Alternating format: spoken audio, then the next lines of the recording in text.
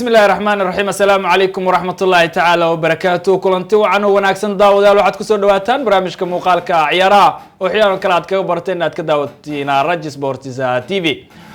waa maalmo xada taariikhdan waxay ku astaysan tahay 25ka bisha toddobaad ee July sanada 2021 qodobada barnaamijka aad ku daawan doontaan waxa kamid noqonaya Juventus oo Liverpool ku celiyeen adduun lacageed gaaray 86 milyan oo lacagta euro oo ay ka gudbiyeen Rodrigo oo ka tirsanaa Juventus Manchester United na waxay shaac ka qaadinayeen dhageysanayaan dalbadu imaanaya Anthony Martial qodobada soo kale barnaamijka muuqaalka ciyaaraha saaxiibada aad ku daawan doontaan waxa kamid noqonaya tababaraha Manchester United oo Nagoyer Sojara oo doonayay in Old Trafford ku sii celiyo qadka dhexe Faransiiska iyo Man U Paulo Pogba madaxweyne ku-xigeenka Juventus ciddigii hore ee Jamhuuriyadda Czech Pavel Nedved waxa uu shaac ka qaaday in xilli ciyaareed kale oo sii joogi doona magaalada Turin Cristiano Ronaldo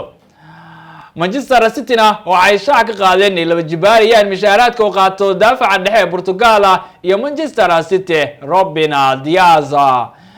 Zubrahari Kina waxa uu seegayaa bilowga ciyaaraha Premier League ee bisha Agoosto horaanteeda furmaya Arsenal waxay shaac ka qaadeen Brighton ee kaliishigeena qiimaha daafaca dhexe ee Three Lions iyo Brighton of Albion Benoit qodobadaasi iyo qodobo kale barnaamijka muuqaalka ciyaaraha saaxiibayaal kaga bogan doontaan aniga Xasan Cabdullaahi ee barnaamijkiisa saraalkan idin kala socodsiinaya waana mar kale barnaamijka muuqaalka ciyaaraha ee Rajis Sports TV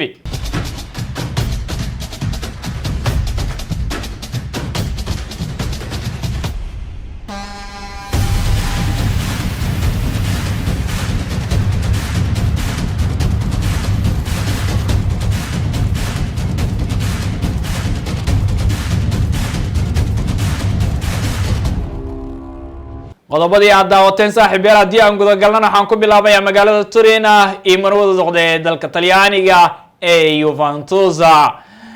naadiga Juventus ayaa shaac ka qaadeen Liverpool ay ku celiyeen adduun lacageed gaaray 86 milyan oo lacagta euro oo Liverpool ay ku daneynayeen Rodrigo oo qadka dhexe kaga ciyaara Juventus Iryanka Reera Talyaani ayaa bandhiga sare ka sameeyay tartanka qaramada Yurub iyadoo wiilasha maamula tababare Roberto Mancini ee Azzurri ka caawiyay 23 sano jirkaana inay ku guuleystaan tartanka qaramada Yurub Liverpool ayaa raadinay bedelka Jorginho Wijnaldum oo 30 sano jir ka oo baac horta Liverpool kaga tagay caga dhigtayna liga dalka Faransiiska naadiga ka arrimisay Paris Saint-Germain Liverpool ayaa diyaarinaya dalab labaad oo ay Juventus la tagaan kadib markii dalabkoodii tijaabada laga soo diiday dhinaca kalena Manchester United ayaa shaac ka qaaday in dhageysanayaan dalabada imaanaya 25 sano jirka reer Faranse Anthony Martial ka oo isku dheento Brazil Anthony Martial ayay United ka macquul ka dhigayaan inay ciyaaryahankaasi ka iibinayaan Guido Old Trafford imaatinka George Sancho ayana saameyn weyn ku yeelatay leeyahay mustaqbalka Anthony Martial ciyaaryahankana waxa uu xiiso ka helayaa Tottenham oo iyagana raadinaya bedelka Zubrahari Kina oo ku sii dhawaanaya Manchester City tababaraha Manchester United ee Nagoyer Sojara ayaa doonayay in Paulo Pogba uu ku sii celiyo Guido Old Trafford ninka reer Faransa ayaa kii wada hadaladii qandaraas kordhinta oo kula jiray Manchester United naadigiisa hore ee Juventus iyo PSG ayaa daneynaya ciyaaryahanka 28 sano jirka ee reer Faransa ee Paulo Pogba tababare Soja oo shalay gelinkii dambe Manchester United ay shaaciyeen inay dheereen qandaraaska oo Old Trafford ku joogo ayaa la hadlay ciyaaryahanka isagoo u sharaxay mashruuca naadiga Manchester United ee ciyaareedka soo aadan iyo sida uu doonaya in United oo ku soo celiyo wadadii golaha tababaraha reer Norway legendkii hore ee Manchester United Pogba ayaa doonaya in Old Trafford oo ka dhaqaaqo waase ku dhagan tababaraha Nagoya oo doonaya in xilli ciyaareed kale oo Old Trafford ku sii celiyo qadka dhexe ee Faransiiska ee United-ka ee Paulo Pogba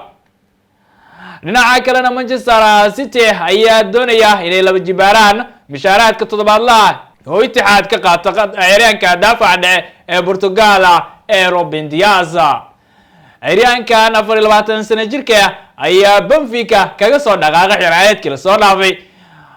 ciyaaryahanka reer Portugal ayaa bandhiga sare ku qaatay horyaalka dalka Ingiriiska ee Premier League xilaayeedka la soo dhaafay isagoo City ka caawiyay ku guuleysiga English Premier League.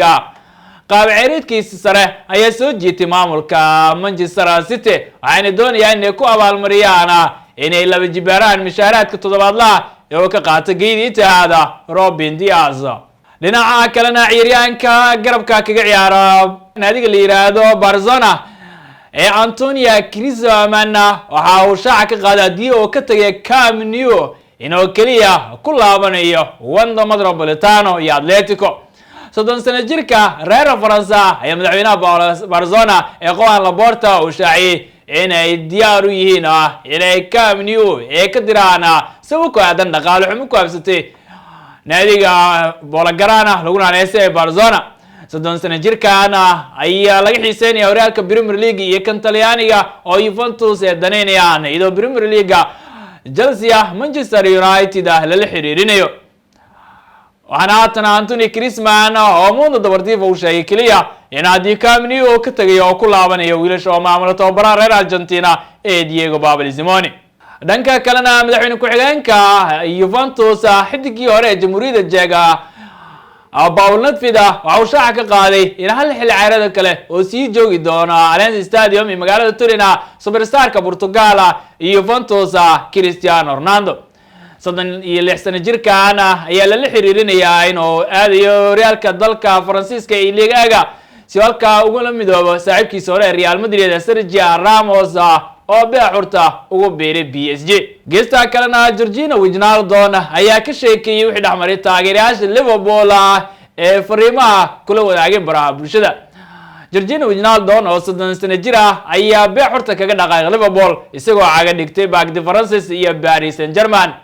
markii aan kii wada hadalladii qandaraas kordhinta ee Liverpool waxa fariimo aan farxad gelin ka helay taageerayaasha Liverpool ay yiri ma dareemin wax jecel ay yiri xilligaasi Georgina Wijnaldum oo dib kaga sheekeeyay wixii qabsaday markii oo kii wada hadalladii qandaraas kordhinta Liverpool ee ku dooneen ciyaaryahanka ay ku sii ceshadaan inta uusan u dhaqaaqin Paris Saint-Germain. dhinaca kalena Arsenal ayaa lagu waramayaa inay Brighton ay kala heshiiyeen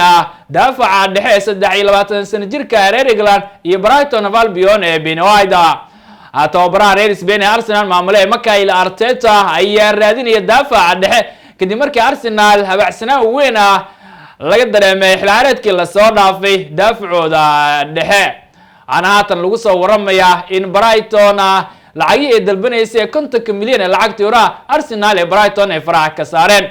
The Gunners ayaa shaaciyeen in toddobaadkan gudihiisa tijaabada caafimaadka oo Emirates ku mari doono 23 sano jirka reer England ee daafaca dhexe ka ciyaara ee Ben White.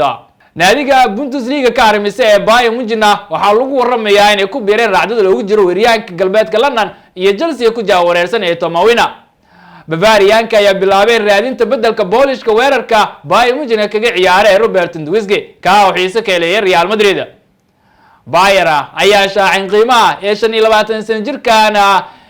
ku doonayaan in Chelsea ay kaga soo qaataan weeryahanka hore RB Leipzig ayaa xil ciyaareedkii la soo dhaafay Chelsea ku soo biiray isagoo ku qaatay xil ciyaareed oo ciyaaryahanka bandhiga wanaagsan oo san ka sameeyeen Stamford Bridge iyo dhammaan tartamada Chelsea oo kala qayb galay. tababaraha reer Germany ee Chelsea maamule Thomas Tuchel ayaa raadinay weeryahan xilaareedka soo aadan oo ku xisaabtami karo si Chelsea ee Premier League ugu loolamaan waxaana la xiriirinayaa weeryahankoodii hore ee Chelsea Romelu Lukaku oo Inter Milan ka tirsan iyo ciyaaryahanka Dortmund Erling Haaland. superstarka Tottenham iyo England Super Harry Kane majalada Telegraph waxay ku ramaysaa inuu seegayo bilowga ciyaaraha Premier League sabab ku aadan in ciyaaryahanka oo kulamo badan u ciyaaray 3 Lions tartanka Euro. Manchester City ayuu 27 sano jirkan ku dhow yahay inuu ugu biiro adduun lacageed gaaray 130 milyan oo lacagta euro iyo Tottenham ay bilaabeen raadinta bedelkiisa. dhanka kalena Arsenal ayaa waxay bartilmaameedsanayaan Borussia Mönchengladbach iyo Switzerland ciyaaryahan qadka dhexe kaga ciyaaray Dani Zakaria 24 sano jirkan ayuu Mikel Arteta doonayay inuu qadkiisa dhexe oo ku xoojiyo xil ciyaareedka dhawaan bilaabanayo horaanta bisha Agosto. inta ayaan saaxiibeel ku soo gabagabeynaya barnaamijkii muuqaalka ciyaaraha maanta waxada anigu Xasan Cabdullaahi barnaamijkii idin saar halkaan idin kala socodsiinay farsamada iyo kaamirada waxa iga caawiya Cabdulatiir kadib inta uu kulmi doono amaan.